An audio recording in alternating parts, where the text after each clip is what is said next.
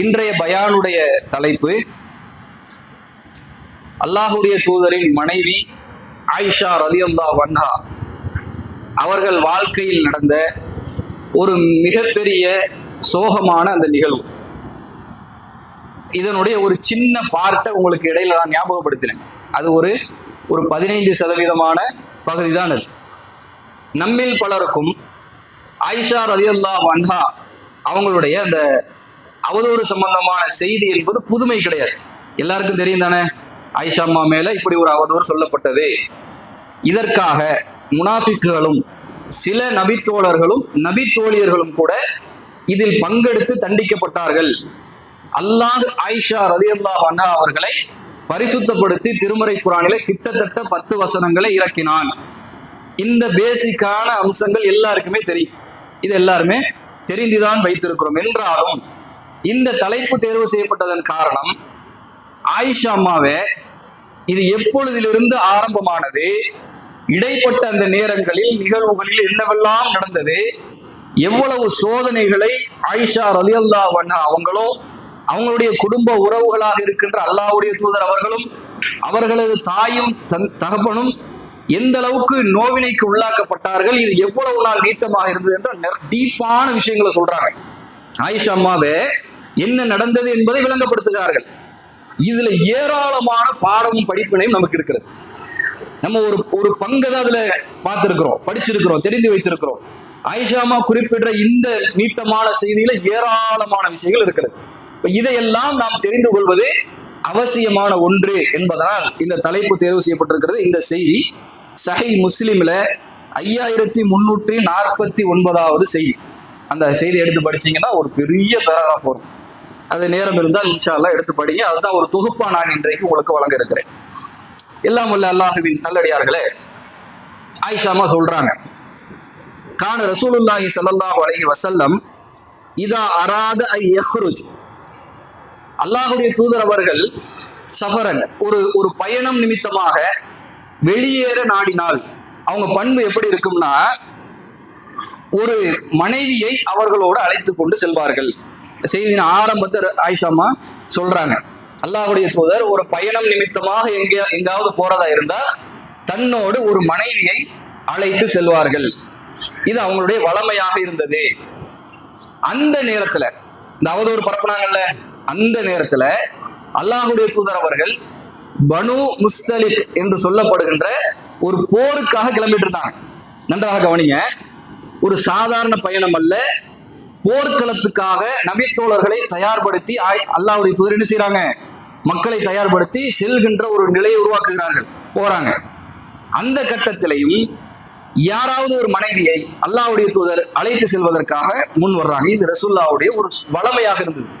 சாதாரண பயணமா இருந்தாலும் சரி, போர்க்களமாக இருந்தாலும் சரி, ஒரு மனைவி வருவாங்க. சரி, அல்லாஹ்வுடைய தூதருடைய காலகட்டத்தில் நபி அவங்களுக்கு மிகவும் நெருக்கமான மனைவி யார்? அவங்களுக்கு முன்னாடி ஹதீஜா ரலியல்லாஹு அன்ஹா. அவங்க தான் எப்பவுமே ஃபர்ஸ்ட் பிரியாரிட்டி ரசூலுல்லாஹ்க்கு, அதுக்கு அடுத்து தான் எல்லாருமே. ஏன்னா அவ்வளவு நெருக்கம். அவங்க மரணத்துக்கு பின்னாடி யாரு? ஆயிஷா அம்மா. ரசூலுல்லாஹி ஸல்லல்லாஹு அலைஹி வஸல்லம் அவர்கள் இந்த போர்க்களத்துக்கு, பனு முஸ்தலிக் என்று சொல்லப்படுகின்ற இந்த போர்க்களத்துக்கு ஆயிஷா அம்மாவை தான் கூட்டிட்டு போறாங்க. ரசூலுல்லாஹ் நினைச்சா வாங்கன்னு கூட்டிட்டு போயிடலாம்ல, அவங்க கூப்பிட்டா வந்துருவாங்க, கூட்டிட்டு போயிடலாம். ஆனால் அல்லாஹ்வுடைய தூதருக்கு அன்றைய காலத்தில் 9 மனைவிமார்கள் இருந்தார்கள் இல்லையா? எல்லார்ட்டையும் வாய் வார்த்தையில் கூட நீதத்தை அல்லாஹ்வுடைய தூதர் எதிர்பார்ப்பாங்க. வாயில கூட ஒரு சொல் இவங்க நீதி தவறுனவங்க வந்துடக்கூடாது. எல்லா மனைவிக்கும் தெரியும் ஆயிஷா அம்மாண்டா ரசூலுல்லாஹ்க்கு அப்படித்தான், எல்லாருக்குமே தெரியும். அது அந்த போட்டியும் மனைவிமார்கள் என்ற அந்த பொறாமையும், இணக்கமான அந்த நெருக்கமான பொறாமையும் அதெல்லாம் இருக்கும் அவங்களுக்கு மத்தியில. ஆயிஷா அம்மாவை ரசூலுல்லாஹ் தனியா தான் பார்ப்பாங்கன்னு எல்லாருக்குமே தெரியும். ஆயிஷா ரலியல்லாஹு அன்ஹா அல்லாஹ்வுடைய தூதருக்கு உண்மையில் மிக நெருக்கமானவர்கள் என்பதை ஏராளமான செய்திகள் நமக்கு சொல்லுது இல்லையா? ரசூலுல்லாஹ்வுடைய மரணப்படுக்கை கடைசி நேரத்தில் எல்லா மனைவிமார்களையும் அழைத்து அல்லாஹ்வுடைய தூதர் என்ன கேட்டாங்க, நான் ஆயிஷாவுடைய வீட்டில் இருக்க ஆசைப்படுறேன், எனக்கு அனுமதி தாங்கண்டாங்க. அப்ப கூட அவங்களா போய் உட்காரல, எல்லா மனைவிகளையும் அழைத்து நீதம் என்பதை இங்க நிலைநாட்டுகிறார்கள். நீதமா நடக்கிறாங்க. அவங்க அனுமதி கொடுத்தால் இங்க போய் இருந்துடலாம் என்று அவர்கள் அனுமதி கொடுத்தார்கள். ஆயிஷா அம்மாவுடைய வீட்டுக்கு போனாங்க. இது மாதிரி ரசூலுல்லாஹி ஸல்லல்லாஹு அலைஹி வஸல்லம் அவர்கள் எல்லா இடத்திலும் அவங்க என்ன செய்வாங்கன்னா இந்த நீதமான பண்பை பேணக்கூடியவர்களாக இருந்தார்கள். சாதாரண விஷயத்துல கூட எல்லா மனைவிமார்கள் இருக்கிறாங்கல்ல, யாராவது ஒருத்தர் அழைச்சிட்டு போகணும். ஆயிஷா நெருக்கமானவர்கள் என்றாலும் நேரடியா கூப்பிட மாட்டாங்க. இங்க நீதத்தை பேணுறாங்க. என்ன செய்வாங்களாம், சீட்டு குலுக்கி போடுவாங்க. 9 பேரையும் சீட்டு எடுத்து மடிச்சு குலுக்கி போட்டு அதுல யார் வர்றாங்களோ அவங்கள அல்லாஹ்வுடைய தூதர் அந்த பயணத்திற்காக அழைத்து செல்வார்கள். இப்ப பனு முஸ்தலக் போர்க்களத்திற்காக அல்லாஹ்வுடைய தூதர் அவர்கள் செல்லுகின்ற அந்த நேரத்தில் சீட்டு குலுக்கி போட்ட பொழுது என் பெயர் தான் வந்தது. ஆயிஷாமா சொல்றாங்க, நான் தான் அல்லாஹ்வுடைய தூதரோடு செல்வதற்காக தயாரானேன். இது அல்லாஹ்வுடைய தூதருடைய ஒரு பண்பு. எல்லா இடத்திலும் நீதமா நடக்கணும். எல்லாரும் 2 மனைவி உடையவர்கள் கிடையாது இந்த காலகட்டத்துல, அப்படி இல்லை. ஒரு வேளை இது அனுமதிக்கப்பட்ட ஒன்று. 2 மனைவிமார்களை கட்டி இருக்கின்ற ஒரு ஆண் எல்லாவற்றிலும் நீதமாக நடக்க வேண்டும் என்ற ஒரு பண்பை அல்லாஹ்வுடைய தூதர் இங்கே சொல்லி தர்றாங்க. அவங்கள ஒரு மாதிரி இவங்கள ஒரு மாதிரி பார்க்க கூடாது. எல்லா இடத்திலும் நீதமா இருக்கணும். நேசத்தில் வித்தியாசம் இருக்கலாம், நடக்கின்ற நடத்தைகளில் அவர் நீதமாக இருக்கணும், அதுல குறை வச்சிடக்கூடாது. அதான் அல்லாஹ்வுடைய தூதர் இங்கே நமக்கு பாடம் நடத்துகிறார்கள் இந்த செயலின் மூலமாக. இப்ப என்ன செய்யறாங்கன்னா, ஆயிஷாமா இந்த போருக்காக ரெடி ஆயிட்டாங்கல்ல, போறதுக்கு அவங்களோட அவங்க என்ன செய்யறாங்கன்னா, அவங்களுடைய சகோதரி அஸ்மா பின்த் அபி பக்கர், அவங்களுடைய அக்கா, அவங்கள்ட்ட போய் யமன் தேசத்து கழுத்து மாலை போடுற ஒரு மேக்கப் செட்டு, இன்னைக்கு நம்ம வார்த்தையில சொல்றாங்க ஒரு மேக்கப் செட் இல்லையா, நல்ல ஜோரணையான ஒரு மேக்கப் செட், போய் அஸ்மா பின்த் அபி பக்கர் அவங்க சகோதரிட்ட, நான் இந்த மாதிரி போருக்காக போறேன், அல்லாஹ்வுடைய தூதர் அழைச்சிருக்கிறாங்க, அவங்களோட போகணும், எனக்கு அதை கடனா தாங்க என்று கேட்டு வாங்குறாங்க. அப்ப அவ்வளவு வறுமையில் ஆயிஷாமா இருக்கிறாங்க. இது மாதிரி ஒரு நிகழ்வில் நாம் என்ன செய்யலாம், தோழிமார்கள்ட்ட சகோதரிகள்கிட்ட தாராளமா என்ன செய்யலாம், நகையை வாங்கி போட்டுக் கொள்ளலாம் என்பதை மார்க்கம் அனுமதிக்கிறது. ஆயிஷாமா அந்த மாதிரி கேட்டாங்க, வாங்கி கழுத்து மாலையை மாட்டிக்கொண்டு அல்லாஹ்வுடைய தூதரோடு போர் களத்திற்கு செல்வதற்காக தயாரானார்கள். சரி, ஆயிஷா ரலியல்லாஹு அன்ஹா ஒரு பெண். போர்க்களத்துக்கு அவங்க போய் என்ன செய்ய போறாங்க, எதிரியை வெட்ட போறாங்களா, எதிரி படையிலிருந்து போர் செய்ய போறாங்களா, போருக்கு அவங்களுக்கு ஏதாவது சம்பந்தம் இருக்கா? பெண்களுக்கான போர் என்றால் அல்லாஹ்வுடைய தூதர் எதை சொன்னாங்க, ஏற்றுக்கொள்ளப்பட்ட ஹஜ், அதை நிறைவேற்றுங்க, அல்லாஹ் உங்களுக்கு போர்க்களத்தில் கிடைப்பது போன்ற நன்மையை தருவான். ஏற்றுக்கொள்ளப்பட்ட ஹஜ், அது உங்களுக்கு ஷஹாதத்தை தருமாட்டாங்க. இப்ப பெண்களுக்கு இது கிடையாது, போர்க்களத்தில் நின்று போராடுற ஒரு பகுதி கிடையாது. சில நபித்தோழியர்கள் போர்க்களத்திலே உதவிக்காக போகும் பொழுது வாள் எடுத்துக்கிட்டு போன வரலாறுலாம் இருக்குது. அவங்கள மாதிரி எல்லா பெண்களும் இருக்க மாட்டாங்க. எல்லாரும் போய் நிக்க முடியுமா? அவங்க மன வலிமை நின்றாங்க, எல்லா பெண்களும் போய் நிக்க முடியாது. ஆயிஷாமா அதுக்காக போகவும் இல்லை. அப்ப எதுக்கு போனாங்க தெரிஞ்சுக்கணும்ல, எதுக்கு போனாங்க போர்க்களத்தில்? அல்லாஹ் ஆயிஷாமாக்கு என்ன வேலை? இதில் பல காரணங்கள் இருக்கிறது. ஒரு கணவனுடைய மன நிம்மதிக்காக, அமைதிக்காக அல்லாஹ் ஒருத்தர் அழைச்சிட்டு போறாங்க. எவ்வளவு பெரிய சுன்னா தெரியுமா இது? ரசூலுல்லாஹி ஸல்லல்லாஹு அலைஹி வஸல்லம் மனைவி அழைக்கிறாங்க போர்க்களத்துக்கு போறதுக்காக, சீட்டு குலுக்கி போட்டு அவங்க ஒருத்தர் தேர்வு செய்யப்படுறாங்க. அதுக்காக தன்னை ஆயிஷாமா தயார்படுத்துகிறார்கள். நல்ல அந்த செய்தியை பாருங்க. ஆயிஷா ரலியல்லாஹு அன்ஹா தன்னிடத்துல மேக்கப்க்கு ஒண்ணு இல்லைன்னு தெரிஞ்சுக்கிட்டு, கணவன் தன்னை பார்க்கும் பொழுது அலங்காரத்தோடு அவர் மனதை கவரும் விதமாக, அவருக்கு ஒரு மகிழ்ச்சியை அமைதியை ஏற்படுத்தும் விதமாக தன்னை அலங்கரிக்க வேண்டும் என்பதற்காக தன் சகோதரியிடம் சென்று ஒரு கழுத்து மாலை, யமன் தேசத்து பிரகாசமான கழுத்து மாலையை எடுத்து கடன் வாங்கி போட்டுக்கிட்டு வர்றாங்கன்னா, அல்லாஹ்வுடைய தூதர் எதிர்பார்ப்புக்கு ஏற்றவாறு அந்த மனைவி நடக்கிறார்கள். அவங்க மன அமைதிக்காக, ஒரு வேளை போர்க்களத்தில் ஏதாவது ஒரு ஒரு துக்கமான சூழல், ஒரு நெருக்கடியான சூழல், மன அமைதி ஏற்படுத்தணும், மனைவி ஆறுதலா உட்கார்ந்து பேசணும். பல தேவைகள் இருக்கிறது. ஹலாலான பல தேவைகளுக்காக அல்லாஹ்வுடைய அழைத்து சென்றார்கள். இதுதான் அதுல உள்ள சட்டம். அழைத்து சென்றார்கள், இது ஹலால். ஆயிஷாமா தயார்படுத்தினாங்கல்ல. இதில் நாம் எப்படி இருக்கிறோம்? நம்ம போருக்காக போக போறதில்லை, ஒரு பயணத்துக்கு நம்ம கணவன் கூட்டு, அதெல்லாம் ரெண்டாவது வச்சுக்கிறோங்க. நம்ம வீட்டுல எப்படி இருக்கும்? ஆயிஷா ரலியல்லாஹு அன்ஹா போர்க்களத்துக்கு ரசூலுல்லாஹ் அழைச்சிட்டு போறாங்க. அது ஒரு நாளோ 2 நாளோ பயணம். அந்த இடத்தில் ஒரு பயங்கர சூழல் நடக்கிற இடத்தில் கூட அல்லாஹ்வுடைய தூதர் தன் மனைவியை பார்க்கின்ற பொழுது அலங்காரமாக, பிரகாசமாக, அன்பாக, ரசனையாக தன் கணவன் பார்வைக்கு முன்னால் அந்த மனைவி இருக்க வேண்டும் என்று தன்னை தயார்படுத்தினார்கள் என்றால், நாம் நம் கணவன் மத்தியில எப்படி இருக்கிறோம்? இதான் கேள்வி. அவ்வளவு பயங்கர சூழல ஆயிஷாமா அப்படி தன்னை உருவாக்குனாங்க. கடன் வாங்கி போட்டாங்க. இங்க கடன்லாம் கிடையாது, டஜனஜனா வீட்டுல இருக்குது. இல்லையா? டஜன் டஜனா வீட்டுல இருக்கு. மேக்கப் செட்டுன்னு திறந்தோம்னா அவ்வளவு இருக்குது. அது மாப்பிள்ளைகிட்ட கேட்கறதா இல்ல, ஆன்லைன் ஒண்ணு எடுத்து வச்சிருக்கிறோம். நம்ம அக்கௌண்ட்லயும் நிறைய பணம் இருக்கு, ஆன்லைன்ல போட்டா வந்துகிட்டே இருக்கு. இது எதுக்கு தான் வாங்குறோம்? எதுக்கு தான் வாங்குறோம்? எதுக்கு வாங்குறோம் தெரியுமா? வெளியே ஏதாவது ட்ரெஸ் எடுக்க போறோம், போடு மேக்கப். நல்ல வெளியே போகும்போது நல்ல பிரகாசம். இது ஒரு உள்நோக்கத்தோடு செய்கிறோம் நான் சொல்ல வரல, யாரையும் குறை சொல்லல. அப்படி உள்ளவர்கள் சில, அல்ல அவங்களுடைய உள்ளத்தை மாத்தணும். எல்லாரும் அப்படி உள்நோக்கத்தோடு செயல்படுறவங்க இல்ல.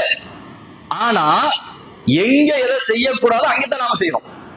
வெளியே போகும்போது 4 அந்நிய ஆண்கள் இருக்கின்ற சபையில, பொதுவான அந்த மைதானத்துல, பொதுவான கடை தெருகள்ல, மால்ல, அங்க போய் என்ன செய்யறோம்? இருக்கிறதுலயே அலங்காரமான பர்தா எதை எடுத்து போடுறோம், மேக்கப் அடிச்சுக்கிறோம். முகம் கருப்பா இருக்கா, சரி மேக்கப் செட் பவுடராவது போட்டு போயிடமா இல்லையா? மூஞ்ச கொஞ்சம் வெளுத்து காட்டணும். இந்த ஃபவுண்டைனா என்னமோ சொல்லுவாங்க, மூஞ்சி போட்டா கொஞ்சம் வெளிச்சிரும், வெளுப்ப வந்துடும். அதையாவது என்ன செஞ்சுக்கிறாங்க, போட்டுட்டு வெளியே போயிடணும். இது கணவன் மத்தியில் நாம் என்றைக்கு இந்த மாதிரி செஞ்சிருக்கோம்? யோசிச்சு பாருங்க. ஆயிஷா அம்மா செஞ்சாங்கல்ல, நாம செஞ்சோம். எப்ப தெரியுமா? கல்யாணம் முடிஞ்சு 1 வாரம். கல்யாணம் முடிஞ்சு 1 வாரம், ஒரு மாத காலம், ஒரு 6 மாத காலம், அதிகபட்சம் 1 வருஷம். அல்லாஹ் குழந்தைய தந்துட்டான், எல்லாம் ஹலாஸ் முடிஞ்சு. மேக்கப்பும் கிடையாது, ஒண்ணும் கிடையாது. கணவனுக்கு முன்னாடி இருக்கிறதுலயே ஊத்த சட்டை எதுவோ அதை எடுத்து போட்டு உட்கார்ந்துருப்போம் இல்லையா?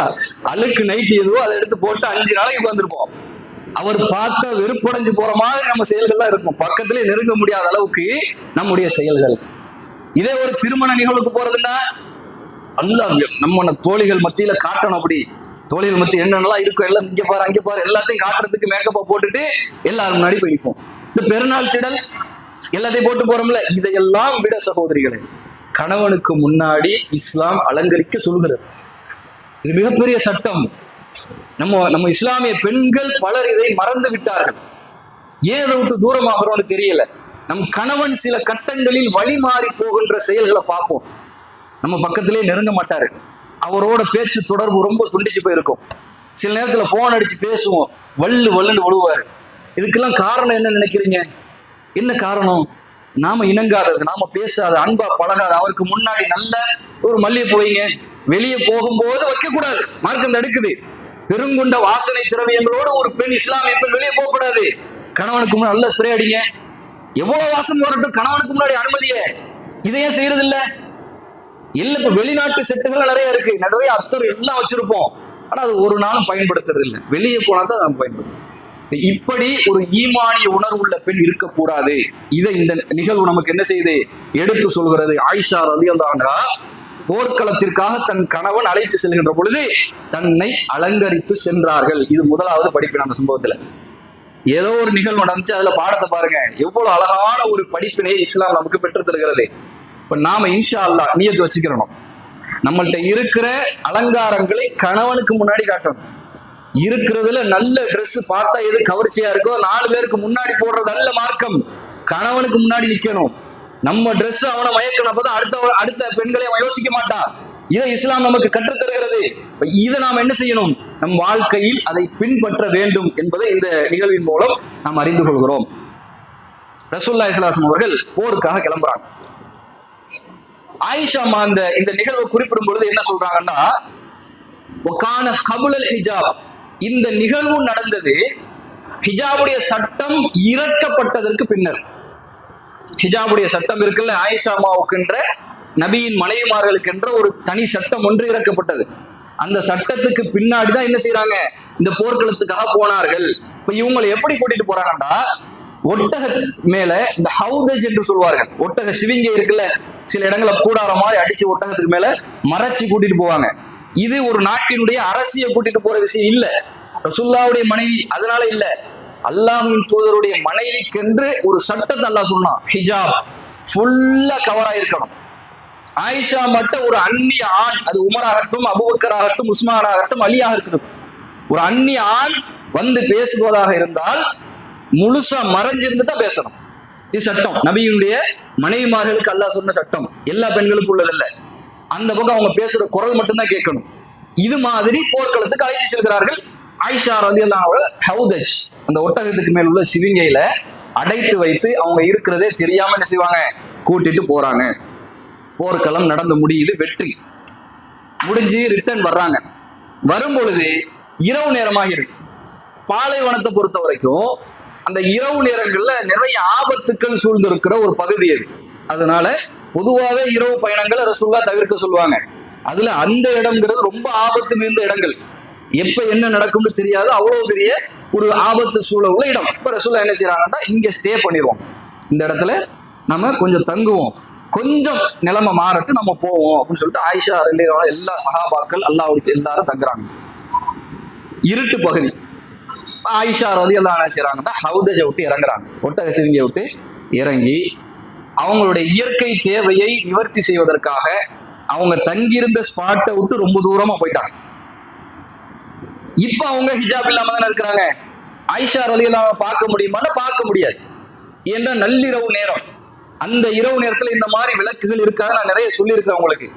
நட்சத்திரங்கள், நிலாவுடைய வெளிச்சம், அன்றைக்கு எவ்வளவு சின்ன வெளிச்சங்கள் இருக்குமோ அதுல ஒரு உருவம் போறது தெரியும், அவ்வளவுதான். முகத்தையோ கைகளையோ காலையோ பார்க்க முடியாது.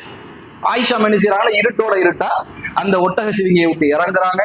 இயற்கை தேவையை நிவர்த்தி செய்வதற்காக தூரமா போயிட்டாங்க. போயிட்டு திரும்பி வரும் பொழுது கழுத்தை யதார்த்தமா தொட்டு பார்க்கறாங்க, அந்த மாலையை காணும். வாங்கிட்டு போனாங்கல்ல கடன், அந்த யமன் டேஸ் மாலையை காணும். அதோட என்ன செய்யறாங்கன்னா, திரும்பி மறுபடியும் வந்த வழியை திரும்பி போய் அது எங்கே கிடக்கிறது என்று தேட ஆரம்பிக்கிறார்கள். நேரம் போயிடுச்சு. ஒரு நேரத்துல அந்த மாலை கிடைச்சிருச்சு. கிடைச்ச உடனே ஆயிஷாமா எடுத்து போட்டுட்டு ரிட்டர்ன் வந்து பாக்குறாங்க. ஒருத்தருமே அந்த சபையில இல்லை. அவங்களை இறக்கி வச்சிருந்த அந்த இடத்துல தங்கி இருந்த ஒரு ஆயிஷாமா சொல்றாங்க, அழைப்பு விட்டால் அதை கேட்கறதுக்கு ஒருத்தரும் இல்லை, சத்தம் போட்டா கேட்கறதுக்கு தூரம் எட்டி பார்க்கிற வரைக்கும் ஒரு நபர் கூட இல்லை, எல்லாருமே கடந்து போயிட்டாங்க. ஏன் ஆயிஷாமா விட்டுட்டு போனாங்க? அதை ஆயிஷா ரலியல்லாஹு அன்ஹா சொல்றாங்க, அன்றைய காலகட்டத்தில் நாங்க ரொம்ப லீனா மெலிஞ்சு போயிருப்போம், எங்களுக்கு சாப்பாடு அதிகமா எதுவுமே இருக்காது, குறைவான உணவு உட்கொள்ளக்கூடிய ஒரு வறுமையான கட்டத்தில் நாங்கள் இருந்தோம். அந்த உணவின் மூலமாக எங்கள் உடல் பகுதி ரொம்ப மெலிந்த பருமனாக இருந்தது. அதனால இப்ப ஆயிஷாமா அந்த ஒட்டக சிவிங்கை கவர் பண்ணிருக்கல, 4 பக்கம் அடைச்சிருக்கும், உள்ள யாருக்குன்னு எட்டி பார்க்க கூடாது. ஆயிஷா ரலியல்லாஹு அன்ஹா, அல்லாஹ்வுடைய சட்டம் இது. சத்தம் மட்டும்தான் போடலாம், கேட்கலாம், பேசலாம், எட்டி பார்க்க கூடாது. அல்லாஹ்வுடைய தூதருக்கு மட்டும்தான் அது அனுமதி. இப்ப என்ன செய்வாங்கன்னா, இறக்கி வைக்கிறாங்கல்ல, ஆயிஷா ரலியல்லாஹு அன்ஹா போனது அவங்களுக்கு தெரியாது, இருட்டு, வெளியே போனது தெரியாது. இவங்க வெயிட்லெஸ். எதனால போனாங்கிறத சொல்றாங்க. ஆயிஷா அம்மாவை பார்க்காம ஏன் போனாங்க, அது ஆயிஷா அம்மாவே சொல்றாங்க, நான் வெயிட்லெஸ், அந்த ஹவுதஜை தூக்குனா நான் உள்ள இருக்கிறதே தெரியாது, அவ்வளவு லீனா நான் இருப்பேன், அவ்வளவு சிறிய இளம்பெண்ணாகவும் நான் இருந்தேன். அப்ப சஹாபாக்கள் என்ன நினைச்சிட்டாங்கடா, நான் உள்ள இருக்கிறேன் என்ற அந்த ஒட்டக சிவிங்கையும் ஆயிஷா அம்மாவுடைய வெயிட்டும் ஒரே மாதிரி இருக்கும், அந்த மாதிரி வெயிட்லெஸ் அவங்க இருந்திருக்கிறாங்க. உள்ள இருக்கிறார்கள் என்று நினைத்து கொண்டு அந்த ஒட்டக சிவிங்கியை தூக்கி ஒட்டகத்துல மேல வச்சு கடந்து போயிட்டாங்க. உள்ள திறந்து பார்க்க கூடாதுல, கடந்து போயிட்டாங்க. இதுதான் நடந்தது. எல்லாரும் போயிட்டாங்க. அப்ப அல்லாஹ்வுடைய தூதர் எப்படியாவது என்னை கணித்து தெரிந்து கொண்டு ஆள் அனுப்புவாங்க அப்படின்னு சொல்லிக்கொண்டு ஆயிஷாமா அங்கே அமர்ந்து விடுகிறார்கள். ஏன்னா இரவு நேரம் நல்ல ரூட்டு தெரிஞ்ச ஆட்களால் மட்டும்தான் பாலைவனத்துல போக முடியும். பாலைவனங்கிறது எல்லா பக்கமும் போனா எங்கிட்டாவது மாத்தி கொண்டு போயிடும், நல்ல ரூட்டு தெரியணும்.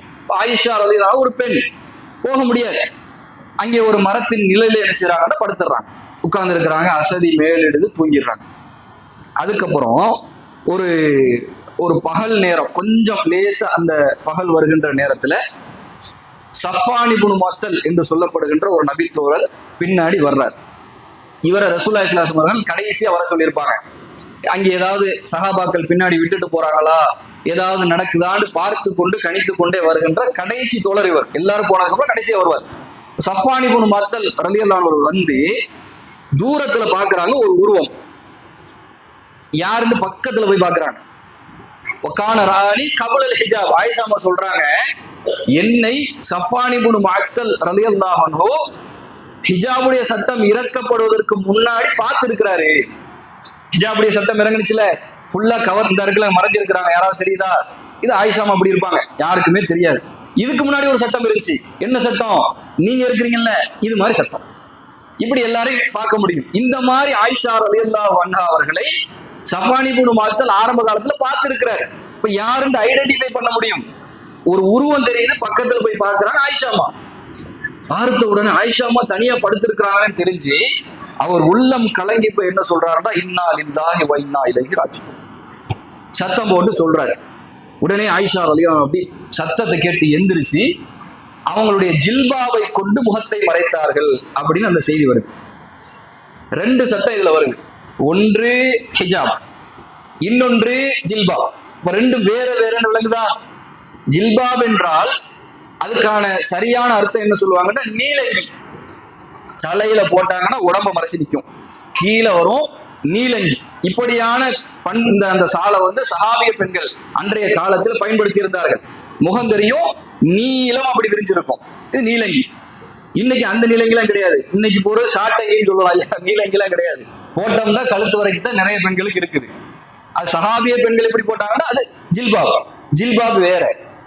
அப்ப ஹிஜாபுடைய சட்டம் இறக்கப்படுவதற்கு முன்னால் ஆயிஷாமா அவங்க பார்த்திருக்கிற காரணத்தினால பார்த்த உடனே சத்தம் இடுகிறார். ஆயிஷாமா எந்திரிச்சு மறையணுமே, அவர் ஒரு அந்நிய ஆண், ரசூலுல்லாஹ்க்கு முன்னாடிதான் இவங்க வெளிப்படையா இருக்க முடியும், முகத்தை மறைக்கணும். எல்லாருக்கும் சட்டம் இல்ல, முகத்தை திறந்திருப்பவர்கள் திறந்திருக்கலாம். நபியின் மனைவியாச்சே, அல்லாஹ்வுடைய கட்டளையாச்சே, ஜில்பாப் எடுத்து மூஞ்ச மறைக்கிறாங்க. நமக்கு ஜில்பாப் எடுத்து மூஞ்செல்லாம் மறைக்க முடியாது, அவ்வளவு சின்னதா போடுவோம் நம்ம இல்லையா. எடுத்து மூஞ்சை மறைக்கிறார்கள் ஆயிஷா அம்மா. இப்ப சஃப்வான் இப்னு முஅத்தல் போய் அவங்க ஒட்டகத்துல வந்தாங்க. அந்த ஒட்டகத்தை நிறுத்தி ஒன்றுமே பேச ஆயிஷா ரலியல்லாஹு சொல்றாங்க, ஒரு மனிதருடைய கண்ணியம் எப்படிப்பட்டது பாருங்க. அவர் ஒரு சிறந்த மனிதர் என்பதற்கு உதாரணம். எவ்வளவோ பேசியிருக்கலாம்ல, என்ன நடந்துச்சு, ஏன் உங்களை விட்டுட்டு போனாங்க, ஏதாவது ஒரு அனுமதிக்கப்பட்ட ஏதாவது ஒரு பேச்சு பேசலாம்ல. இது பேசுவது பின்னால் வரலாறு ஆகும் என்பதை அல்லாஹ் அவருக்கு உள்ளத்துல உணர்த்தினால இல்லையா தெரியல. ஏன்னா பின்னாடி மிகப்பெரிய அவதூறு அவங்க ரெண்டு பேருக்கு மத்தியில வந்தது. அதனாலும் அல்லாஹ் உள்ளத்தில் அவருக்கு ஏற்படுத்தினாலும் தெரியல, அல்லாஹ் ஆலம். ஒரு வார்த்தை பேசல. அவர் சொன்னது இன்னா லில்லாஹி வ இன்னா இலைஹி ராஜிஊன். ஆயிஷாமா சொல்றாங்க, வல்லாஹி அல்லாஹ்வின் சத்தியமா இந்த வார்த்தையை தவிர சஃப்வான் இப்னு முஅத்தல் எந்த வார்த்தையிட்ட பேசல.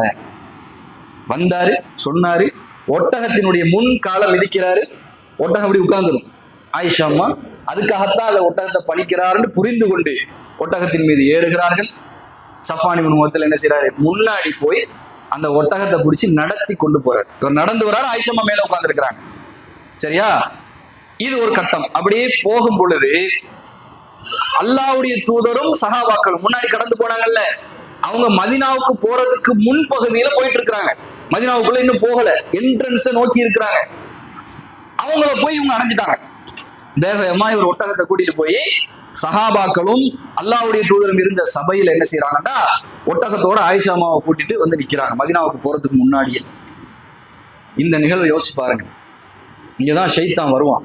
எல்லா மக்களுக்கும் ஷைத்தான் இங்கதான் பல சிந்தனைகளை போடுவான். ரொம்ப பாதுகாப்பாக இருக்க வேண்டிய இடம் இது. இந்த கட்டத்தை அப்துல்லாஹ் இப்னு உபய் இப்னு சலூல் என்று சொல்லப்படுகின்ற முனாஃபிக்குகளின் தலைவன், அவன் தான் ஃபர்ஸ்ட் முனாஃபிக்குகளே தலைவன், இஸ்லாத்தை கருவறுக்க வேண்டும் என்ற ஒரு உணர்வு உள்ளவன். எப்படா எது கிடைக்கும் இருந்தா இது மாதிரி ஒரு துணுக்கு கிடைச்சிருச்சு. ரெண்டு பேரும் தனியா வர்றாங்க, ஆனா எந்த தொடர்பும் இல்லை. இப்ப ஒரு ஆட்டோவில் ஏறங்க, இது மாதிரி ஒரு சிச்சுவேஷன் வைங்க. ஒரு அந்நியான், ஒரு அந்நிய பெண். ஒரு அந்நிய பெண்ணுக்கு ஏதோ ஒரு சிரமம் நிகழ்ந்துருச்சு, அவங்கள ஹாஸ்பிட்டலுக்கு கூட்டு போகணும். ஒரு ஆட்டோவில் ஏறுறோம்.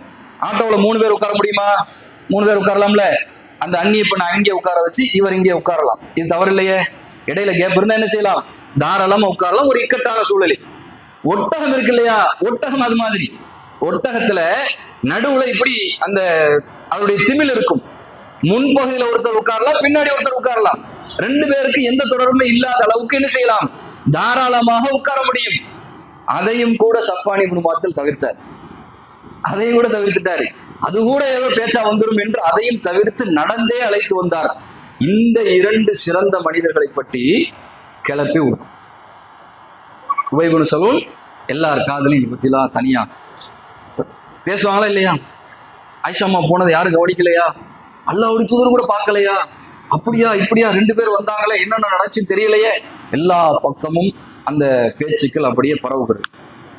ஆயிஷா அம்மாக்கு எதுவுமே தெரியாது, இது நடக்கிற நிகழ்வு எதுவுமே தெரியாது. ஆயிஷா ரலியல்லாஹு மதீனாவுக்கு போறாங்க.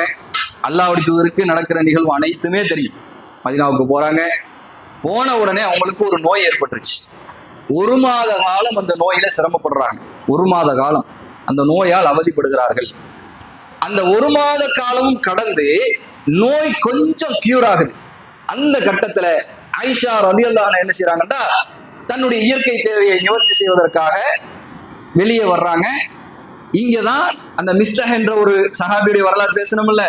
மிஸ்டஹுடைய தாய், அவங்க உம்மாவோட இவங்க போறாங்க. அவங்க ஒரு குடும்ப உறவு, 2 பேருமா இருட்டு பகுதிக்கு போறாங்க இயற்கை தேவை நிவர்த்தி செய்ய. அன்றைய காலகட்டத்தில் அப்படித்தான் இருந்தது. நாளடைவுல இன்னைக்கு என்ன செஞ்ச, டாய்லெட்லாம் வீட்டுக்குள்ள இன்னைக்கு வந்துருச்சு, சாப்பிட்டா உடனே அங்கே போயிடலாம், அப்படி இருக்குது. அல்லாஹ்வுடைய தூதர் காலத்துல அப்படி இல்லை, ரொம்ப தூரம் பயணமாகி போய் மறைகிற அளவுக்கு போயிடுவாங்க. அப்படி இருந்தது அன்றைய காலகட்டத்துல. ஆயிஷா அம்மா இவங்களை மிஸ்டஹுடைய தாயாரை அழைத்து கொண்டு செல்கிறார்கள். போயிட்டு ரிட்டர்ன் வரும் பொழுது இந்த மிஸ்டஹுடைய தாய் அவங்களுடைய அந்த சால் கொஞ்சம் கால் தடுமாறி உள்ள பாக்குறாங்க. உள்ள பார்த்த உடனே அவங்க ஒரு விஷயத்த சொல்றதுக்காக முனைச்சிட்டே வர்றாங்க, ஆயிஷா மட்டும் சொல்லணும்னு. ஏன்னா அங்க நடக்கிற நிகழ்வு ஆயிஷா ரலியல்லாஹு அன்ஹா தெரியல, 1 மாசம் ஆயிடுச்சு தெரியல, அவங்களுக்கு சொல்லணும். எப்படிடா சொல்லணும் ஒரு கட்டத்தை எதிர்பார்ப்போம்ல, ஏதாவது ஒரு டேம் வந்தா இதை சொல்லிடலாம் என்று நிப்போம்ல, அது மாதிரி ஒரு டேம் இவங்களுக்கு வந்துருச்சு. தடுமாறி உள்ள பாக்குறாங்க, மிஸ்டர் நாசமாகட்டும் அப்படின்றாங்க. ஆயிஷாமா கேட்கிறாங்க, பேசமா குல்த், எவ்வளவு மோசமான வார்த்தை சொல்லிட்டீங்க. ஒரு அழகான சிறந்த குணம் ஆயிஷா ரலியல்லாஹு அன்ஹா, என்ன நடக்குன்னு தெரியல, எவ்வளவு மோசமான வார்த்தை சொன்னீங்க. அவர் உங்க மகன் இல்லையா? பத்ருக்களம் இஸ்லாத்தின் முதற் போர்க்களம், அல்லாஹ் அத்தனை மனிதர்களை மன்னித்தான், அவ்வளவு சிறந்த போர்க்களத்துல கலந்து கொண்ட ஒரு சஹாபி இல்லையா அவரு? அவரை போய் இப்படி வார்த்தையால் நீங்க பேசலாமா, திட்டலாமா? தாயே தவறு செய்யக்கூடாது அப்படின்ட்டாங்க. அப்பதான் அந்த வாய்ப்பை பயன்படுத்தி கொண்டு மிஸ்டஹ் ரலியல்லாஹு அன்ஹுடைய தாயார் சொல்றாங்க, தாயே இங்க என்ன நடக்குன்னு உங்களுக்கு தெரியாதா? தெரியாதுங்கிறாங்க. ஒரு பெண் அவங்க வாழ்க்கையில இந்த மடியில கனம் இல்லைண்டா வழியில பயம் இல்லைன்னு பழமொழி சொல்லுவாங்கல்ல, நம்மள்கிட்ட எதுவுமே இல்லைண்டா எதை பத்தி கவலைப்பட மாட்டான். அவன் பேசுவானோ, இவ பேசுவாளோ, வாப்பா தப்பா நினைச்சிருவாங்களோ. ஒரு ஆள் தவறே செய்து கொண்டிருக்கிறான்னு வைங்க, எல்லா நாளும் தவறே செய்து கொண்டிருக்கிறார், ஏதோ ஒரு மோசமான காரியத்தை செஞ்சுட்டு இருக்கிறாரு. பார்த்துருப்பானோ, தப்பா நினைச்சிருவாங்களோ, உம்மா நினைச்சிருவாங்களோ, வாப்பா நினைச்சிருவாங்க, உறுத்திக்கிட்டே இருக்கு, திரும்ப திரும்ப சிந்தனை வந்துகிட்டே இருக்கு. பரிசுத்தமான ஒரு பெண்ணுக்கு அந்த சிந்தனை கிடையாது. 1 மாத காலம் ஆயிடுச்சு, மதீனாவே காட்டு தீ மாதிரி பத்தி எரியுது. ஒரு ஆளுக்கு கூட இந்த தகவல் செல்லாமல் இல்லை.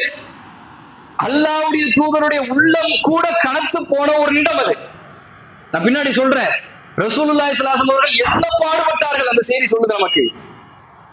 மதீனத்து பூமியே இந்த அவதூறுகளால் நிரம்பி போய் இருக்கிறது. அந்த பரிசுத்தமான தாய் ஆயிஷாவுக்கு ஒண்ணுமே தெரியல 1 மாசமா. ஏன்னா அவங்கள்ட்ட அந்த மாதிரி ஒரு குணம் இல்லை, அவங்க அதை யோசிக்கவும் இல்லை. என்ன செய்யறாங்கன்னா மிஸ்டஹ பத்தி சொல்றாங்க, தாயே உங்களுக்கு என்ன நடக்குன்னு தெரியாதா? இந்த முனாஃபிக் அந்த பூமி நிரம்ப மதீனா நிரம்ப உங்களை பத்தி இன்னின்ன மாதிரி எல்லாம் சொல்லி வச்சிருக்கிறான், பரப்பி விட்டுட்டான். அந்த அவதூறு சம்பந்தமான நிகழ்வில் என்னுடைய மகனும் ஒருத்தன் சம்பந்தப்பட்டுட்டாரு, உங்களை பத்தி தப்பா பேசுறாரு, ஸஃபான் இப்னு முஅத்தலை பத்தி தப்பா பேசுறாரு என்று மிஸ்டஹுடைய தாயார் சொன்னவுடன் ஆயிஷா ரலியல்லாஹு அன்ஹாவுக்கு விஷயம் புரிஞ்சிச்சு. ஆயிஷா ரலியல்லாஹு சொல்றாங்க, அந்த 1 மாதத்துக்கு பின்னாடி குணமான நோய் மர வந்துருச்சு. 1 மாசம் அனுபவிச்சாங்கல்ல நோய், இந்த வார்த்தையை கேட்ட உடனே மர வந்துருச்சு. இதுக்கு இடைப்பட்ட காலத்துல ஆயிஷா அம்மா இங்க என்னமோ நடக்குதுங்கிற ஒரு மாற்றத்தை கணிச்சாங்க. வெளியே என்ன நடக்குன்னு தெரியாது, வீட்டுக்குள்ள தெரியுமா இல்லையா? ரசூலுல்லாஹ்க்கு சில மாற்றங்கள் நடந்தது.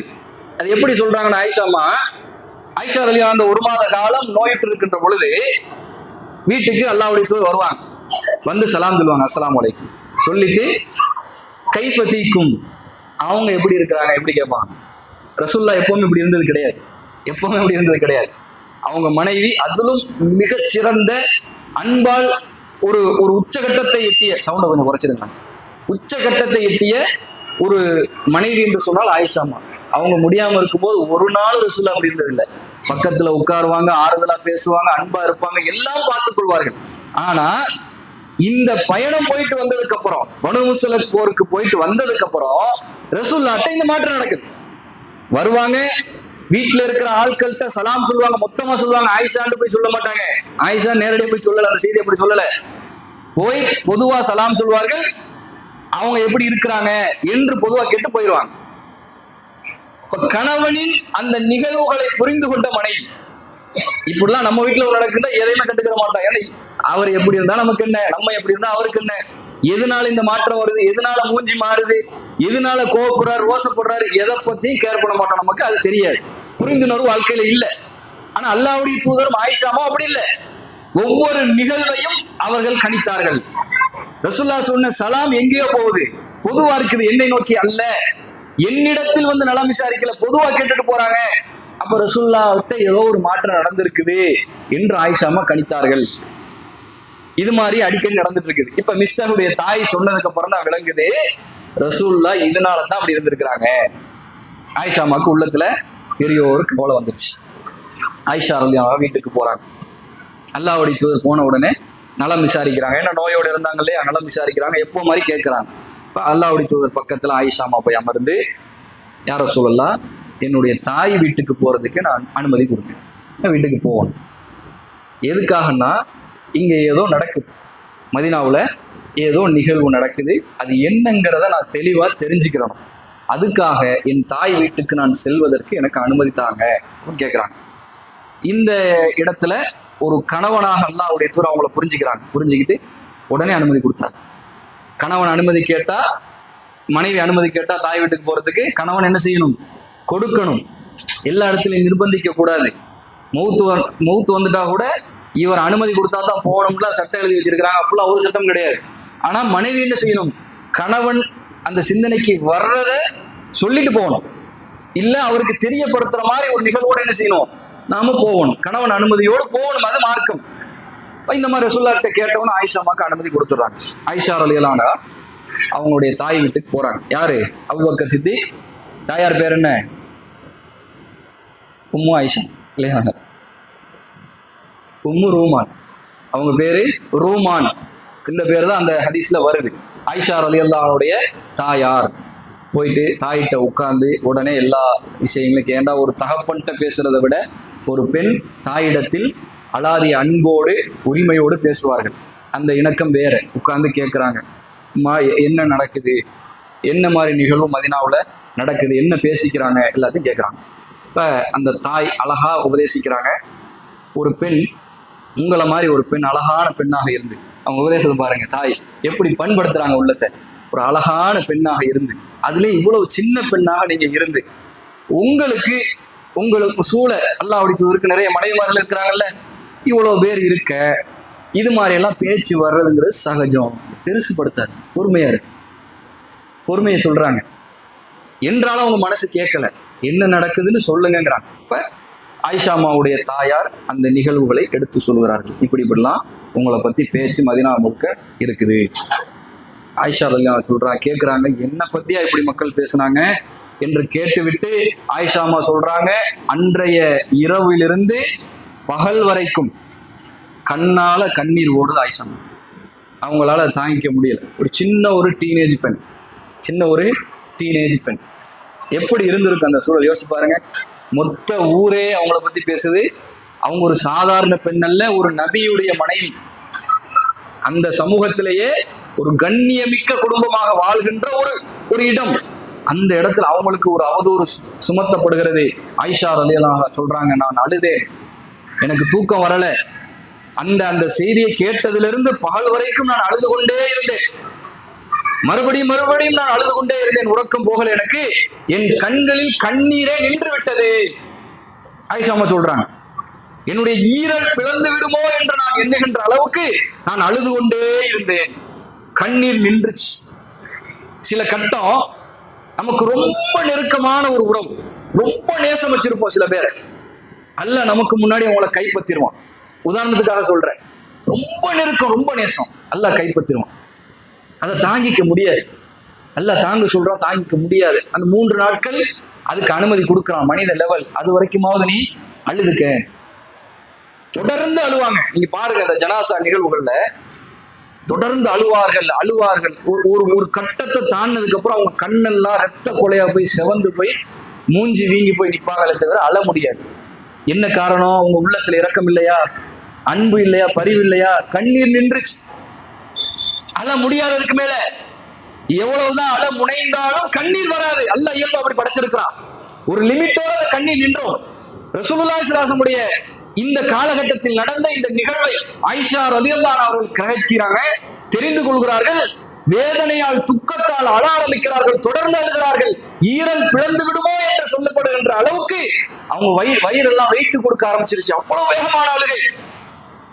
அவங்க கண்ணீரே நின்று போகின்ற அளவுக்கு, வற்றி போகின்ற அளவுக்கு ஆயிஷா ரலியல்லாஹு அன்ஹா அவர்கள் அழுதார்கள் என்ற நிகழ்வை பார்க்க முடியும். இப்ப நடக்குது. ஆயிஷா அம்மா வீட்டுக்கு போயிட்டாங்க. இப்ப ரசூலுல்லாஹ் ஃப்ரீயா இருக்கிறாங்கல்ல, வீட்டுல ஃப்ரீ. ஆயிஷா ரலியல்லாஹு அன்ஹா அவங்கள வச்சுக்கிட்டு சில விஷயத்த பேச முடியாது. பாருங்க, ஒரு நபியுடைய உள்ளம் எப்படி உடைஞ்சு போயிருக்கு. 1 மாத காலம் சகோதரிகளை அல்லாஹ் வகையை நிறுத்திட்டான். நம்ம நினைக்கிறோம் அல்லாஹ் நம்ம மேல நெருக்கமா இருந்தா அல்லாஹ் நமக்கு நன்மை செஞ்சுக்கிட்டே இருக்கணும்னு. ஒரு நபி நினைச்சா ஒரு செகண்ட் அல்லாஹ் என்ன செஞ்சிடலாம், வகையை இறக்கி இதுதான் நிகழ்வு சொல்லிடலாமா இல்லையா? 1 மாதம் அல்லாஹ் வகையை நிப்பாட்டினான்.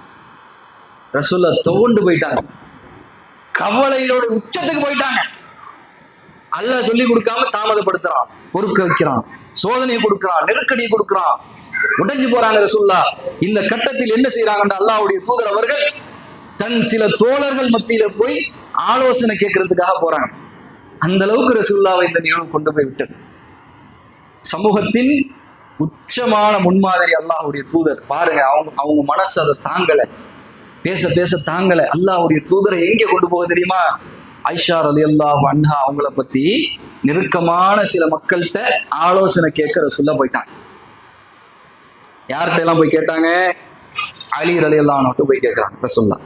அவங்களுடைய சகோதரர் அலி ரலியல்லாஹு போயிட்டு, அலியே நீங்க என்ன நினைக்கிறீங்க? இப்படிலாம் நிலைமை நடக்குது, சூழல் நடக்குது, நான் இந்த உறவை முடிச்சுக்கலாமா இப்படி கேட்குறாங்க. ரசூலுல்லாஹ் எவ்வளவு கஷ்டப்பட்டிருந்தா அந்த வார்த்தை வந்திருக்கும். ஆயிஷா அம்மா எவ்வளவு அன்பு சகோதரிகளை, ரசூலுல்லாஹ் எவ்வளவு அன்பு, எவ்வளவு சிரமப்பட்டிருந்தால், கஷ்டப்பட்டிருந்தால், உள்ளத்தால் அவர்கள் நோவினை அனுபவித்திருந்தால், நான் விவாகரத்து செஞ்சிடலாமா, இந்த உறவை முடிச்சுக்கலாமான்னு போய் ஆலோசனை கேட்பாங்க. கேட்டார்கள். அலி ரலியல்லாஹு அன்ஹு கொஞ்சம் போல்டானாங்க. அவங்க சொன்னாங்க, அல்லாஹ்வுடைய தூதரே, ஆயிஷாவை போன்று இந்த பூமியில் நிறைய பெண்களை அல்லாஹ் படைச்சிருக்கான். உங்களுக்கு சிரமமா இருக்கா, விவாகரத்து செஞ்சிருக்கேன். நிறைய பெண்கள் இருக்கிறாங்க, இதுதான் இப்படித்தான் நீங்க சிரமப்படணும் எந்த அவசியம் இல்லை.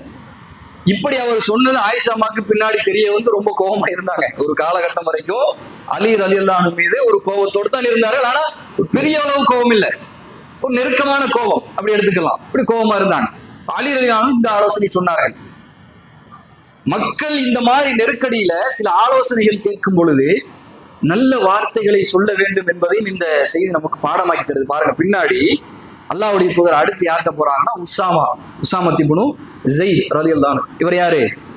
அல்லாஹ்வுடைய தூதரின் வளர்ப்பு மகனின் மகன், வளர்ப்பு மகனுடைய மகன். ரொம்ப நெருக்கம் உறவு, எல்லாம் ஒரு ஃபேமிலி மாதிரி. உசாமாட்ட போய் கேட்குறாங்க, நீங்க என்ன நினைக்கிறீங்க ஆயிஷா அம்மா பத்தி? இந்த மாதிரி பிரச்சனை ஓடிட்டு இருக்கு, நீங்க என்ன சொல்றீங்க?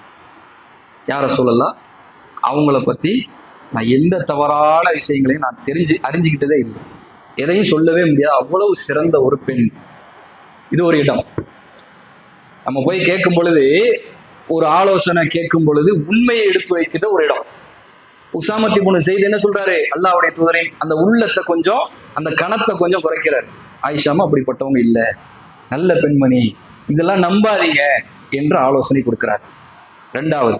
3வது பரீரா.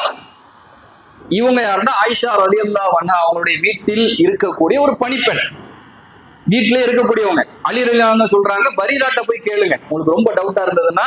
ஏன்னா வீட்டு தொடர்போடு யார் இருக்கிறாங்களோ அங்கே யார் வர்றது போறது இந்த நிகழ்வா தெரிஞ்சிருமா இல்லையா? அவங்க மூலமா தெரிஞ்சிடும். ரசூலுல்லாஹ்க்கு எந்த நேரம் வீட்டில் இருக்க முடியாது. அப்ப இதை தெரிஞ்சுக்கிறோம்னா அலி ரலியல்லாஹு அன்ஹு கொடுத்த ஒரு ட்விஸ்ட் தான் என்னது, பரீராட்ட போய் கேளுங்க. ரசூலுல்லாஹ் பரீரா ரலியல்லாஹு அவங்கள்ட்ட வந்தாங்க, சஹாபிட்ட வந்து வீட்டில் போய் ஆயிஷா அம்மா பத்தி கேட்குறாங்க, நீங்க என்ன தெரிஞ்சுக்கிட்டீங்க, ஆயிஷா அம்மா எப்படிப்பட்ட பெண், நீங்க வீட்டின் நிகழ்வுகள்லாம் பார்த்திருப்பீங்க என்று கேட்ட பொழுது பரீரா ரலியல்லாஹு அன்ஹு அந்த வீட்டினுடைய ஒரு பணியாளாக பணிபுரிந்த அந்த தாய் சொல்றாங்க, மா அலிம்து இல்லா ஹைரம், ஆயிஷா அம்மா பத்தி நல்லதை தவிர நான் எதையுமே கேட்டது கிடையாது. என்னோட இருப்பாங்க, அவங்க எப்படி ஒரு சின்ன புலத்தனமான பெண் என்றால், ரொட்டிக்காக மாவு குழைப்பாங்களாம். பரீரா சொல்றாங்க, ரசூலுல்லாஹ் எடுத்து சொல்றாங்க, அல்லாஹ் எடுத்து அவங்க எப்படி தெரியுமா, ரொட்டிக்காக மாவு குழைப்பார்கள். குழைத்து விட்டு ஆட்டுக்குட்டி வந்து அந்த மாவெல்லாம் சாப்பிட்டுட்டு போயிடும், அது கூட விளங்காம அங்கேயே தூங்கிடுவாங்க.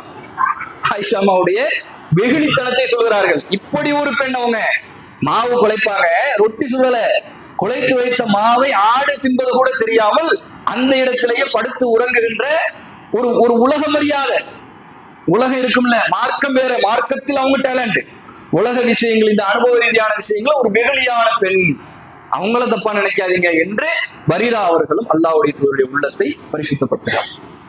அல்லாஹ்வுடைய தூதர் கடைசியா போய் யார்கிட்ட கேட்கிறாங்கன்னா, ஜைனப் பின்த் ஜஹ்ஷ் ரலியல்லாஹு அன்ஹா, இவங்களுக்கு ஆயிஷாமாவுக்கு தான் போட்டி. இதுதான் ரொம்ப முக்கியம். இவன் ஜைனப் பின்த் ஜஹ்ஷ் யாருன்னா அல்லாஹ்வுடைய தூதர் இன்னொரு மனைவி, மனைவிமார்களுக்குள்ளேயே போட்டி உள்ள மனைவி எடுத்தா இந்த ரெண்டு பேர், ஆயிஷாவா ஜைனப்பா, அழகுலையும் ஒரே மாதிரி, அழகுலையும் ரெண்டு பேர் ஒரே மாதிரி, எல்லா சிறந்த குணங்களையும் பண்புலையும் ரெண்டு பேர் ஒரே மாதிரி. அது ஆயிஷாமாவே இந்த சம்பவத்துல சொல்லுவாங்க பின்னாடி. இப்படி போட்டி மிகுந்த ஒரு அந்த ஒரு என்ன சொல்றது, மார்க்கம் தடை செய்யாத வகையில் வர்ற பொறாமை இருக்கும்ல, அந்த மாதிரி பொறாமை போட்டியாவே ரெண்டு பேர் இருப்பாங்க, ஒரே ஒரே கணவருக்கு இருக்கிறனால. இப்படி போட்டியாக இருக்கக்கூடிய ஒரு மனைவி ஜைனப் பின்த் ஜஹ்ஷ். அவங்கள்ட்ட போய் அல்லாஹ்வுடைய கேட்கிறாங்க, நீங்க எதையாவது ஆயிஷா மாட்ட பார்த்திருக்கீங்களா, இது எப்படி இடம், இந்த இடத்துல அவங்க நினைச்சா, ஏண்டா ஆயிஷா அம்மாவா நானா, அல்லாஹ்வுடைய தூதர் என்ன போட்டி, அவங்களா நானா, நான் தான் மேல நிக்கணும்.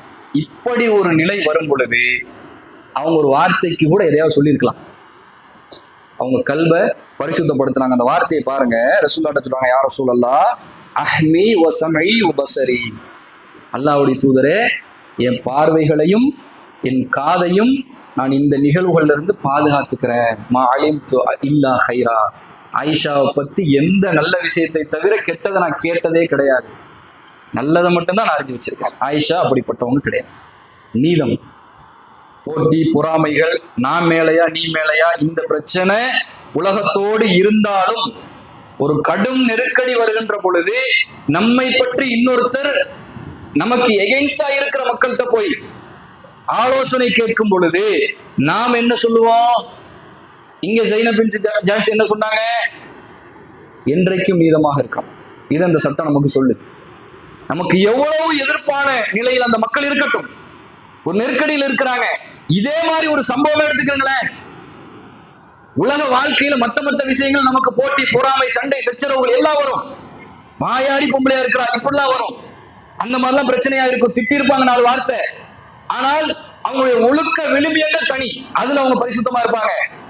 இது மாதிரி ஒரு சான்ஸ் கிடைக்குதுன்னு வைங்க, அவங்கள போட்டு கொடுக்கறதுக்கு சொன்ன ரசூலுல்லாஹ் என்ன செஞ்சிருவாங்க, விவாதத்தை செஞ்சிருவாங்க. அதுதான் ஆலோசனை பண்றாங்க. அலி ரலியல்லாஹு அன்ஹு கேட்டது வந்து இதுக்காக ஆலோசனை கேட்கிறாங்க. அப்ப ரசூலுல்லாஹ்வுடைய உள்ளத்தை மடைமாற்ற ஒரு வார்த்தை இந்த இடத்தில் போதும்.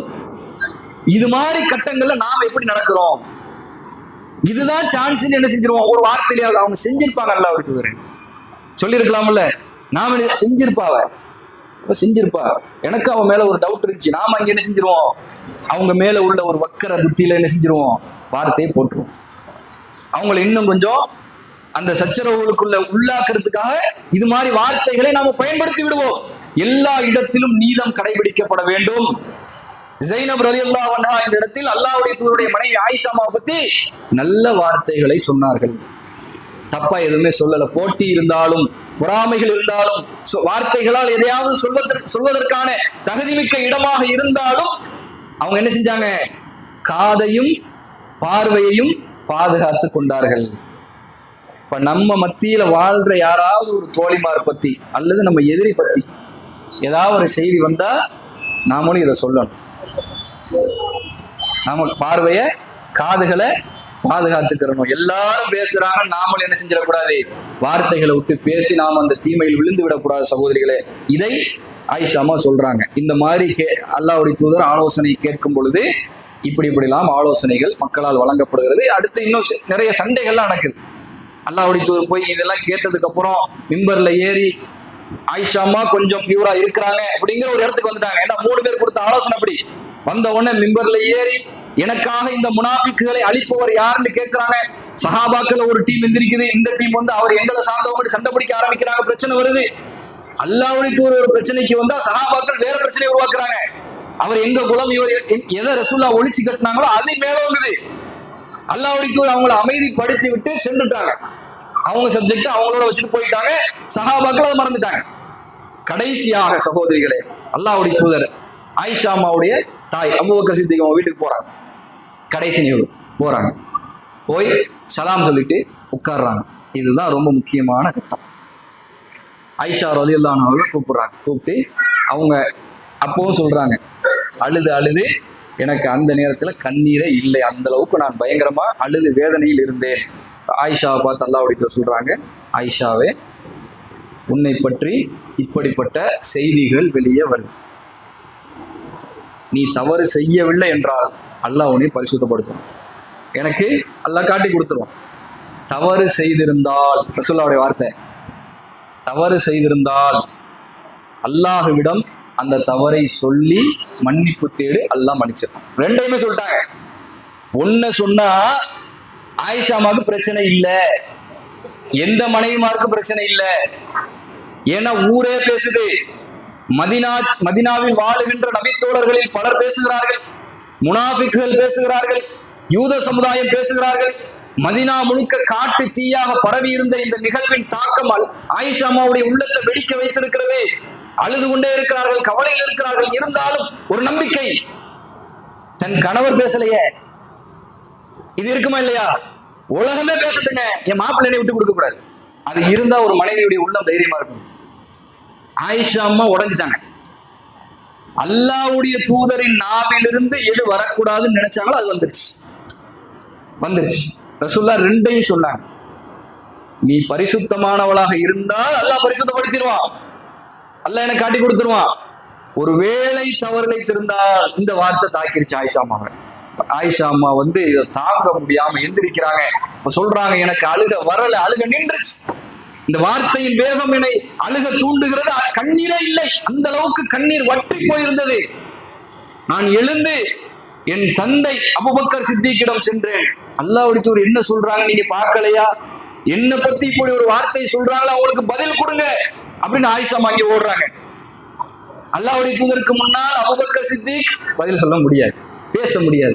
அவங்க சொல்றாங்க, தன் பிள்ளை என்றாலும் கூட அல்லாஹ்வுடைய தூதருக்கு முன்னாடி பேச முடியல. அபூபக்கர் சித்திக் சொல்றாங்க, எனக்கு என்ன பதில் கொடுக்கிறதுன்னு தெரியலம்மா. ஆயிஷா அம்மா மறுபடியும் வேதனையோடு தன் தாயிடம் செல்கிறார்கள். தாயே, அல்லாஹ்வுடைய தூதர் எவ்வளவு பெரிய வார்த்தை சொல்லிட்டாங்க, நீங்க பதில் கொடுங்களேன், அதுக்கு எனக்காக ஏதாவது சப்போர்ட் பண்ணுங்களேன், பேசுங்களேன்.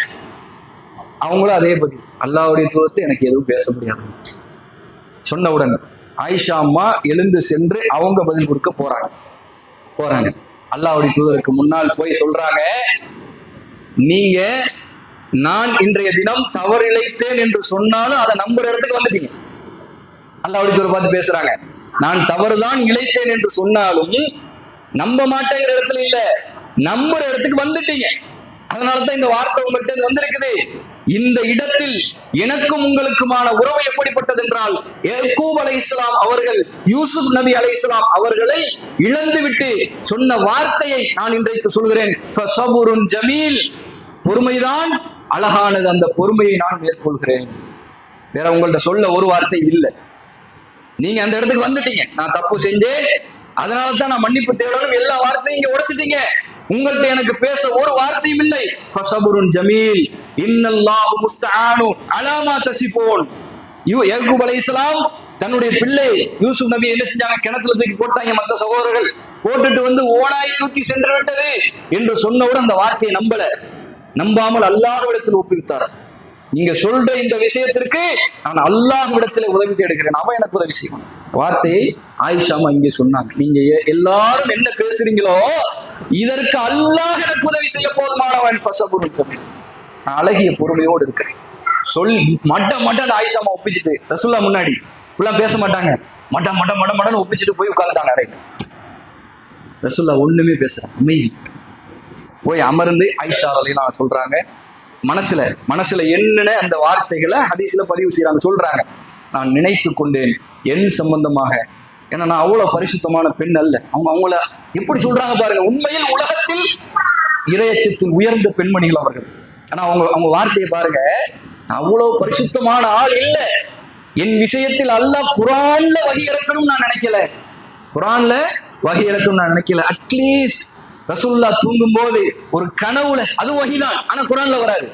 கனவுல வர்ற வஹி குர்ஆன்ல வராது. குர்ஆன் தனி, இது ஹதீஸ்ல வந்துடும். ஹதீஸும் வஹி. கனவுலையாவது ரசூலுல்லாஹ்க்கு அல்லாஹ் காட்டி கொடுக்கலாமே என்று நான் நினைத்து கொண்டிருக்க அல்லாஹ்வுடைய தூதரின் உடலில் மாற்றங்கள் வந்தது. அல்லாஹ் இங்கதான் ஆயிஷா அம்மாவை பரிசுத்தப்படுத்த ஆரம்பிச்சு. ரசூலுல்லாஹ்க்கு முன்னாடி இவ்வளவு பேசிட்டு ஆயிஷா அம்மா உட்கார்றாங்க. இதை நினைக்கிறாங்க. எண்ணிக்கொண்டிருக்கும் பொழுதே ஆயிஷா ரலியல்லாஹு பாக்குறாங்க, மக்கள் அங்க இருக்கக்கூடிய மக்கள் பாக்குறாங்க, ரசூலுல்லாஹ்க்கு வேர்க்க ஆரம்பிக்குது. வஹி வந்தா குளிர் நேரத்துல என்ன செய்யும்? அல்லாஹ்வுடைய தூதருக்கு வேர்த்து சொட்டு சொட்டா ஓடு. அந்த வஹி செய்திகள் வந்த உடனே அல்லாஹ்வுடைய தூதருடைய முகம் பிரகாசமாக சிரிக்கிறாங்க. அபுஷிர்க் யா ஆயிஷா, ஆயிஷாவே நற்செய்தி பெற்றுக்கொள், அல்லாஹ் உன்னை தூய்மைப்படுத்திட்டான், நீ களங்கமற்றவள், நீ பரிசுத்தமானவள் என்று அல்லாஹ் உனக்காக வசனங்கள் இறக்கி உன்னை தூய்மைப்படுத்தி விட்டான். குர்ஆன்ல 10 வசனம் ஆயிஷாமா பத்தி அட்டுக்கடுக்கு அல்லாஹ் இறக்கி யாரெல்லாம் இந்த அவதூறு பரப்பினார்களோ அவங்க எப்படி இருக்கணும் எல்லாத்தையும் சொல்ல நேரம் பத்தாது. அவதூறு வருகின்ற பொழுது ஒரு மூமின் எப்படி இருக்கணும், அவதூறு பரப்பியவர்கள் என்னென்ன தண்டனைக்கு உள்ளாக்க எல்லாம் அல்லாஹ் அடுக்கிறான். 10 வசனங்கள் வந்துச்சு. சொன்னாங்கல்ல, இந்த செய்தி வந்த உடனே ஆயிஷா அம்மாவுடைய தாயார் வந்து ஆயிஷாவுக்கு பக்கத்துல இருந்து எந்திரிச்சு அவங்க கணவர்கிட்ட போங்க அப்படிங்கிறான். இங்க ஆயிஷா ரலியல்லாஹு அன்ஹாவை அல்லாஹ் பரிசுத்தப்படுத்திட்டான் இல்லையா? அல்லாஹ் பரிசுத்தப்படுத்திட்டான். நம்ம வீட்டு மருமவன் மகளை பத்தி இப்படி பேசியிருக்கிறாரு. 100% அது இல்லைன்னு பின்னாடி ப்ரூவ் ஆகுது. வார்த்தையிலையாவது கேட்போமா இல்லையா? திட்டிரும், எந்திரிச்சு போங்கன்றோம். எந்திரிச்சு போங்க, எங்க மகளை நாங்க பாத்துக்கிறோம், வேற கல்யாணம் பண்ணிக்கிறோம், ஆச்சா புச்சான்னு பிரச்சனை நம்ம தூண்டி விட்டு வளர்த்து பெருசா கொண்டு போயிடுவோம். அவன் மனசுல இருக்க இல்லையே நம்ம எங்கேயோ கொண்டு போயிடுவோம் அவங்கள. ஆனா இதுல அல்லாஹ் பரிசுத்தப்படுத்துற அந்த ஸ்பாட், இவ்வளவு காலம், 1 மாத காலம் கடந்த அந்த சோதனைக்கு முடிவாக கடைசி நேரத்தில் அல்லாஹ் அவர்களை சோதித்து பரிசுத்தப்படுத்துகிறான். அந்த குடும்பமே மிகப்பெரிய சோதனைக்கு உள்ளாக்கப்பட்டிருந்தது. இவ்வளவு கவலைக்கு மத்தியில் ஒரு தாய் எவ்வளவு வஞ்சத்துல இருப்பாங்க. தன் மகள், அதுவும் மிகச்சிறந்த மகள், அவங்களுக்கு தெரியும் அவங்க யாருன்னு, அவ்வளவு சிறந்த ஈமானில் இறை அச்சத்தில் உயர்ந்தவர்கள், தன் மகளை பற்றி எப்படி ஒரு பேச்சு வந்துச்சே, ரசூலுல்லாஹ் அப்படி சொன்னாங்களே, ஒரு வார்த்தைக்காவது கேட்கலாம்ல. என்ன சொன்னாங்க தெரியுமா? அல்லாஹ் பரிசுத்தப்படுத்திட்டான்ல, அல்லாஹ்வுடைய தூதர்கிட்ட எந்திரிச்சு போங்க, வீட்டுக்கு போ. ஒரு சின்ன பிரச்சனை வந்துட்டா வளர்த்து விடுற தாய்மார்கள் இன்றைக்கு அதிகம். கணவன் மனைவிக்கு மத்தியில பிரிவினை ஏற்படுத்த, நாம் பெருசா நீ பெருசா, அதை சொல்லணும். பரவாயில்லை, வாழ்க்கை அப்படித்தான் இருக்கும், பிரச்சனை அப்படித்தான் இருக்கும், எந்திரிச்சு போங்க. அது நீண்ட கால நெடிய ஒரு பயணம். அது அல்லாஹ் எந்த அளவுல நமக்கு நாடுகிறானோ அந்த வாழ்க்கை. அது தாயும் தகப்ப ஒரு லெவல் தான். அதுக்கப்புறம் கணவன் மனைவி அவங்க உறவு தான் நீடிக்கும். ஆனா பிரிச்சு விடுறதுக்கு நிறைய நிற்போம், சின்ன பிரச்சனையை தாங்க மாட்டோம். இங்கே அவங்களுடைய தாய் எப்படி நடந்து கொண்டார்கள்? இப்படி செய்யல, அவங்கள உடனே சேர்த்து வைக்கிறார்கள். அப்ப ஆயிஷா அம்மாவுக்கு கோபம் வந்துருச்சு. கோபம் அல்ல, ரோசம். யார் மேல? ரசூலுல்லாஹி ஸல்லல்லாஹு அலைஹி வஸல்லம் மேல ரோசம் வருது.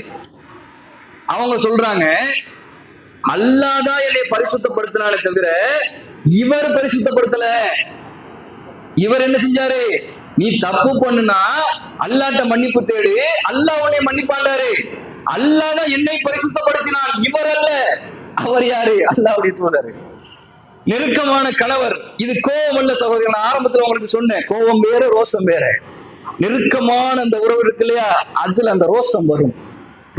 இது கோபம் அல்ல, கோபம் எல்லாத்தையும் வரும், எல்லாத்தையும் வரும். ஆனா கணவன்கிட்ட மனைவிட்ட நெருக்கமான உறவு, அன்பான உறவுகிட்ட அது வராது, ரோசம் வரும். ஆயிஷா அம்மாக்கு அங்கே ரோசம் வந்துச்சு கணவர் மேல. நீங்க சொல்லக்கூடாதுன்னு நான் எதிர்பார்த்துன்னு சொல்லிட்டீங்கல்ல, அல்லாஹ் என்னை பரிசுத்தப்படுத்தினா. அவரை எந்திரிச்சு போக சொல்லுங்க, நான் போக மாட்டேன்ட்டாங்க ஆயிஷா அம்மா. நான் வர முடியாது, வீட்டுக்கு போக சொல்லுங்க. சொன்ன உடனே ஆயிஷா அம்மாவுடைய தாயும் தகப்பனும் அவங்க மனசை மாத்தி அனுப்பி வைத்தார்கள் என்ற நிகழ்வை இந்த சம்பவங்கள்ல பார்க்க முடிகிறது. அன்புள்ள சகோதரர், இவ்வளவு படிப்பினை மிக்க ஒரு வரலாறு. இதுல முத்தாய்ப்பா நாம தெரிஞ்சு கொள்ள வேண்டிய விஷயம் என்னன்னா, ஆயிஷா அம்மா ஒரு சிறியோர் பெண், வாலிப பெண். எந்த பெண்ணும் தாங்க முடியாத ஒரு அவதூறை அவர்கள் சுமந்தார்கள். 1 மாத காலம் அந்த குடும்பத்தையே அந்த சோதனை வாட்டுகிறது.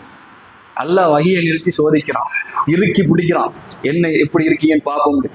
அல்லாஹ்வுடைய தூதருடைய உள்ளமே அப்படி அங்கேயுமா சஞ்சலப்படுது. ஆயிஷா அம்மாவை கொஞ்சம் கொஞ்சம் டவுட் பண்ற அளவுக்கு அல்லாஹ்வுடைய தூதர் போனாங்க, ஆலோசனை கேட்டார்கள் விவாகரத்து செய்ய. இவ்வளவு ஒரு சோதனையான காலகட்டத்திலும் ஆயிஷா அம்மா அல்லாஹ்வுக்கு நன்றி மறக்கல. அவங்க அல்லாஹ்வை நம்பி இருந்தாங்க. ரசூல்லா அல்லாஹ்வுடைய தூதர் இந்த வார்த்தையை பேசக்கூடாதுன்னு எதிர்பார்த்திருந்த ஆயிஷா அம்மாவுக்கு அல்லாஹ்வுடைய தூதர் வந்து சொல்லிட்டாங்க, நீ தவறு செய்தால் அல்லாஹ்ட்ட மன்னிப்பு கேளு. இதுக்கு மேல யார் இருக்கிறா? இதுக்கு மேல நம்ம யாருங்க இருக்கிறா? அல்லாஹ் தான். இதுக்கு மேல அல்லாஹ் ஜமீல். அந்த இடத்திலும் அவர்கள் ஈமான் தடமுரண்டு போகவில்லை. ஊரே அல்லாஹ்வுடைய தூதர் மட்டும் மிஞ்சி இருந்தாங்க, எல்லாரும் பேச ஆரம்பிச்சிட்டாங்க. எல்லாம் வந்தாச்சு, ஊர் முழுக்க செய்தி பரவுகிறது என்றாலும் ஃபஸபுருன் ஜமீல், நான் அழகிய பொறுமையை மேற்கொள்கிறேன். என் அல்லாஹ் என்னுடைய ரப்பை எனக்காக உதவி செய்வான், என்னை அவன் பரிசுத்தப்படுத்துவான் என்று ஒரு சின்ன வயதுள்ள இளம்பெண் அல்லாஹ்விடத்தில் ஒரு உறுதிமிக்க அந்த நம்பிக்கையை வைத்தார்களே, அந்த இறையச்சத்திற்கு, அந்த ஈமானிய வலுவிற்கு அல்லாஹ் ரப்புல் ஆலமீன் கொடுத்த பரிசு திருமறை குர்ஆனில் அவர்களை அல்லாஹ் பரிசுத்தப்படுத்தியிருக்கிறான். அல்லாஹ் சொல்றான், யார் அல்லாஹ்வை அஞ்சி நடக்கிறார்களோ அவர்கள் செல்வதற்கான ஒரு வழித்தடத்தை, போக்கிடத்தை அல்லாஹ் கொடுத்தான். யார் அல்லாஹ்வை அஞ்சி நடக்கிறார்களோ அவர்களுக்கு அல்லாஹ் போதுமானவன். எவ்வளவு பெரிய நெருக்கடிகள், சோதனைகள், அவதூறுகள், பழிப்பேச்சுக்கள் நமக்கு வந்தாலும் அந்த இடத்தில் அல்லாஹ் எனக்கு உதவி செய்ய, என்கிட்ட பியூரா இருக்குதா, நான் அந்த தவறை செய்யலையா, என்கிட்ட எந்த பிரச்சனையும் இல்லையா, இருந்தாலும் நான் சோதிக்கப்படுறேனா, நான் கஷ்டத்துல பீடிக்கப்படுறேனா, மிகப்பெரிய கவலை என்னை தொற்றிக் கொண்டிருக்கிறதா, அல்லாஹ் எனக்கு போதும், அல்லாஹ் எனக்கு உதவி செய்வான், அவன் நிச்சயமாக என்னை கைவிட மாட்டான் என்ற உணர்த்தல் நம் உள்ளத்தில் இருந்தால், ஆயிஷா ரலியல்லாஹு அன்ஹா அவர்களையும் அவர்களது குடும்பத்தார்களையும் அல்லாஹ் ஒரு கட்டம் வரைக்கும் சோதித்து பிடித்தாலும் அவர்களை கண்ணியப்படுத்தினான். ஒரு நாள் கைவிடல ஆயிஷா அம்மாவை, ஒரு நாள் அல்லாஹ் கைவிடல. இதுதான் பாடம் நமக்கு, இதுதான் பாடம். எந்த கட்டத்திலும் நம்முடைய ஈமான் குறைந்து விடக்கூடாது, இறையச்சம் குறைந்து விடக்கூடாது. எவ்வளவு நெருக்கடி வந்தாலும் அல்லாஹ் என்னை கைவிட மாட்டான். நான் பொறுமையோடு இருக்கிறேன். யக்கூப் அலைஹிஸ்ஸலாம் வயதான காலம் வரைக்கும் என்ன செஞ்சாரு? பொறுமையோடு இருந்தார். அது மாதிரி நான் பொறுமையோடு இருப்பேன், அல்லாஹ் என்னை கைவிட மாட்டான் என்ற உணர்த்தல் நம் உள்ளத்தில் வர வேண்டும். இத்தகைய பாடத்தை இந்த செய்திகள் நமக்கு பெற்றுத்தருகிறது. எதை கேட்டோமோ அந்த அடிப்படையில் அல்லாஹ் ரப்புல் ஆலமீன் என்னையும் உங்களையும் வாழச் செய்வானாக. வ ஆகிரு தஅவானா அல்ஹம்துலில்லாஹி ரப்பில் ஆலமீன். அஸ்ஸலாமு அலைக்கும் வரஹ்மத்துல்லாஹி வபரகாத்துஹு.